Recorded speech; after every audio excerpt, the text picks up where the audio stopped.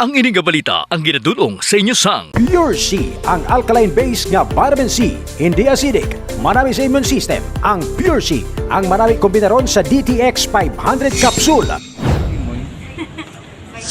Ginpalawig sang Iloilo City Government ang business permits renewal sa syudad nga wala sang multa. Ini ang ginpatuman pinaagi sa ginpasar nga Regulation Ordinance No. 2022-023 sa Iloilo City Council. Ang nasambit nga Regulation Ordinance sa ginpasar unanimously sa Iloilo City Council. Ilabi pa nga dako ang nangin epekto sang pandemya sa business sector. Base sa ordinansa ang extension sang business permits renewal ang magalawig TUBTOB Enero 31 tuwig 2022.